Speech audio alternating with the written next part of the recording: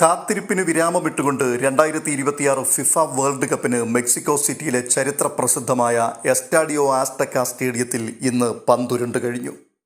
ഉദ്ഘാടന മത്സരത്തിൽ തന്നെ നാടകീയമായ രംഗങ്ങൾക്കാണ് ലോകം സാക്ഷ്യം വഹിച്ചത്. ആതിഥേയരായ മെക്സിക്കോയും സൗത്ത് ആഫ്രിക്കയും തമ്മിൽ നടന്ന പോരാട്ടം അത് വെറുമൊരു ഫുട്ബോൾ മാച്ച് മാത്രമായിരുന്നില്ല, മറിച്ച് കാർഡുകളുടെ ഒരു പൂരപ്പറമ്പ് തന്നെയായിരുന്നു. വേൾഡ് കപ്പ് ഉദ്ഘാടന മത്സരങ്ങളുടെ ചരിത്രത്തിൽ ആദ്യമായി 3 റെഡ് കാർഡുകൾ കണ്ട മത്സരത്തിന്റെ പൂർണ്ണമായ വിശകലനത്തിലേക്കാണ് നമ്മൾ പോകുന്നത്. ആദ്യ മത്സരത്തിൽ തന്നെ ഹോം ഗ്രൗണ്ടിന്റെ ആനുകൂല്യത്തിൽ മെക്സിക്കോ എതിരില്ലാത്ത 2 ഗോളുകൾക്ക് സൗത്ത് ആഫ്രിക്കയെ പരാജയപ്പെടുത്തി ഗ്രൂപ്പ് എയിൽ തങ്ങളുടെ വരവറിയിച്ചിരിക്കുകയാണ്.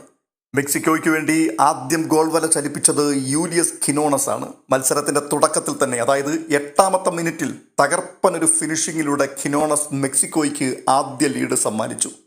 തുടർന്ന് കളിയുടെ 66ാം മിനിറ്റിൽ പരിചയസമ്പന്നനായ ഫോർവേഡ് റൗൾ ഹിമനസ് മെക്സിക്കോയുടെ വിജയമുറപ്പിച്ച 2ാം ഗോൾ നേടി.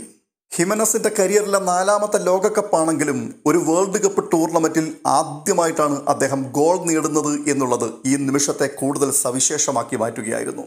ഇനി ഈ മത്സരത്തെ ചരിത്രത്താളുകളിൽ അടയാളപ്പെടുത്തിയ ആ 3 പ്രധാനപ്പെട്ട റെഡ് കാർഡുകളിലേക്ക് വരികയാണെങ്കിൽ, വേൾഡ് കപ്പ് ഉദ്ഘാടന മത്സരങ്ങളുടെ ചരിത്രത്തിൽ ആദ്യമായാണ് 3 കളിക്കാർ ഒരൊറ്റ മാച്ചിൽ ചുവപ്പ് കാർഡ് കണ്ട് പുറത്തു പോകുന്നത്.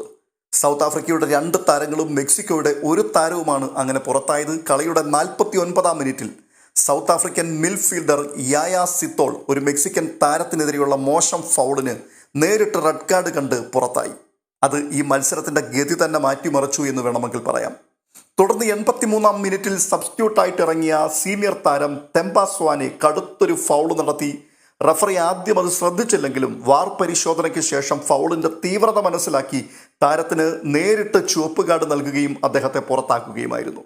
പിന്നീട് കളി അവസാനിക്കുവാൻ നിമിഷങ്ങൾ മാത്രം ബാക്കി നിൽക്കുമ്പോൾ, അതായത് ഇഞ്ചുറി ടൈം 1 മിനിറ്റ് പിന്നിട്ടപ്പോൾ, Mexican defender Cesar Montes South African ഫോർവേഡിനെ ബോക്സിന് തൊട്ടടുത്ത് വെച്ച് അപകടകരമായ രീതിയിൽ ഫൗൾ ചെയ്തതിന് നേരിട്ട് ചുവപ്പ് കാർഡ് വാങ്ങി അയാളും പുറത്തുപോയി.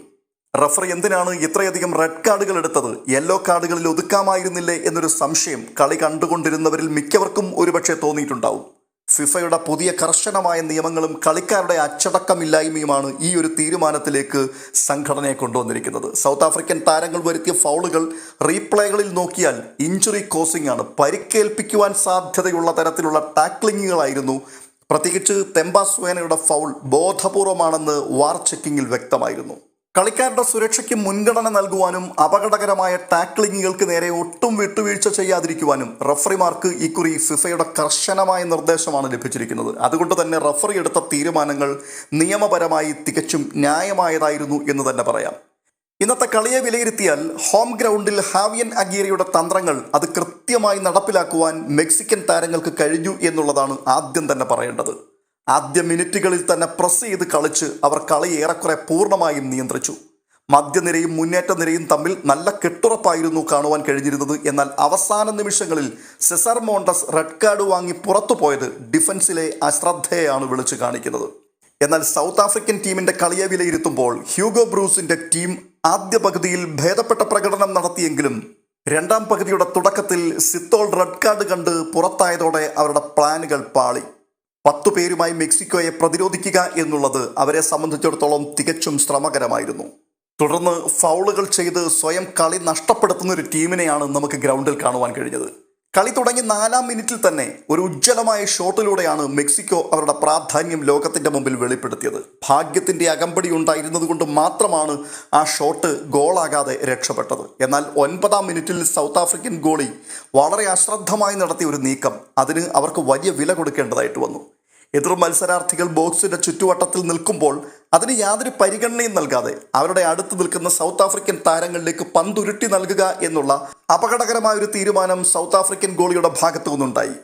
പക്ഷേ അത് വളരെ കൃത്യമായി പിടിച്ചെടുത്ത് കളിയുടെ 9ാം മിനിറ്റിൽ അത് മെക്സിക്കോ ഗോളാക്കി മാറ്റി. എന്നാൽ അതിനുശേഷം ഓൺ ടാർഗറ്റിലേക്ക് പലതവണ അതിശക്തമായ ഷോട്ടുകൾ മെക്സിക്കോ പായിച്ചുവെങ്കിലും സൗത്ത് ആഫ്രിക്കൻ ഗോളിയുടെ മികവ് അസാധാരണമായിരുന്നു. വളരെ ഗംഭീരമായ ഉജ്ജ്വലമായ സേവുകളിലൂടെ അദ്ദേഹം സൗത്ത് ആഫ്രിക്കയെ രക്ഷപ്പെടുത്തിക്കൊണ്ടേയിരുന്നു. പക്ഷേ കളിയുടെ 2ാം പകുതിയിലേക്ക് പ്രവേശിച്ച ദക്ഷിണാഫ്രിക്ക ആദ്യം ചെയ്ത പിഴവുകൾ വീണ്ടും ആവർത്തിച്ചു എന്നുള്ളതാണ് മാപ്പർഹിക്കാത്ത ഒരു തെറ്റെന്ന് പറയുന്നത്. ആദ്യ ഗോളിന് വഴിവെച്ച ആ ഹിമാലയൻ മണ്ടത്തരം അത് ഉറപ്പായും ഡ്രസ്സിംഗ് റൂമിൽ ഹാഫ് ടൈമിൽ ചർച്ചയ്ക്ക് വഴിവെച്ചിട്ടുണ്ടാവും. പക്ഷേ ഹാഫ് ടൈം കഴിഞ്ഞ് തിരികെ വന്ന സൗത്ത് ആഫ്രിക്കൻ ഗോളി വീണ്ടും ആ പഴയ ശൈലി തന്നെ ആവർത്തിച്ചത് കാണുവാൻ കഴിഞ്ഞു. ഭാഗ്യം കൊണ്ടാണ് ഗോൾ കയറാതിരുന്നത് ആ സമയത്ത്. മെക്സിക്കോയുടെ വിങ്ങർ യൂലിയസ് കിനോണസ് ആയിരുന്നു ഇന്നത്തെ മത്സരത്തിന്റെ താരം.